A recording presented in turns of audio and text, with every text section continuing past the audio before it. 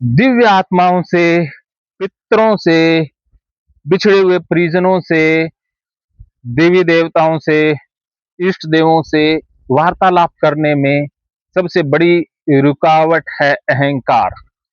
अगर आप अहंकार को छोड़ देते हैं, अहंकार को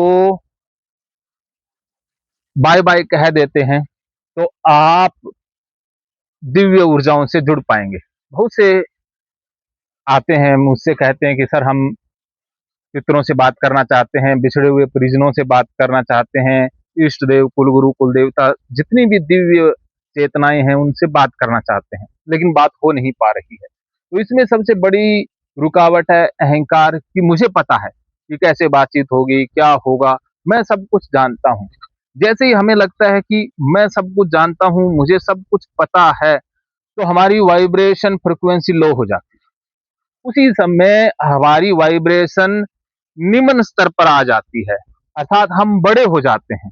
इन दिव्य चेतनाओं से हम अपने आप को बड़ा मान लेते हैं कि मैं प्राप्त कर सकता हूँ, मेरे अंदर वो क्षमता है, मैं ये कर सकता हूँ, वो कर सकता हूँ। हम लो वाइब्रेशन पर वाइब्रेट करने लग जाते हैं, और यही सबसे बड़ी बाधा है कि दिव्य चेतनाओं से हमने बात करनी है तो हमें अहंकार को छोड़ना होगा। प्रेम आना चाहिए, प्रेम उमड़ने लग जाएगा सब जीवों के प्रति, पक्षियों के प्रति, पशुओं के प्रति, जानवरों के प्रति, पेड़ पौधों के प्रति प्रेम आने लग जाए, शिकायत रुक जाए, तो समझ लीजिएगा कि अहंकार विदा हो गया।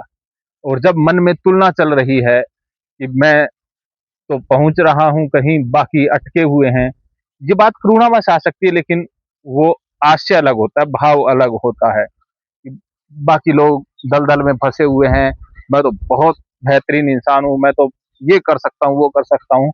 समझ लीजिए कि आप दिव्य चेतनाओं से कम्युनिकेट नहीं कर पाएंगे।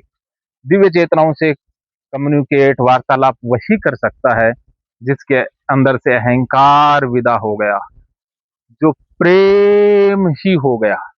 वो प्रेम करता नहीं है, वो प्रेम की एक क्रिया है, वो बह रहा है, प्रेम ही हो गया है। जिसके पास जाते ही आपको भी प्रेम की अनुभूति होने लग जाए, तो समझ लीजिएगा कि सही है मामला। और आप भी ये अभ्यास करें प्रेम का और अहंकार छोड़ने का, तो आप भी दिव्य चेतनाओं से कम्युनिकेट कर पाएंगे। हर हर महादेव, जय मां कामाख्या।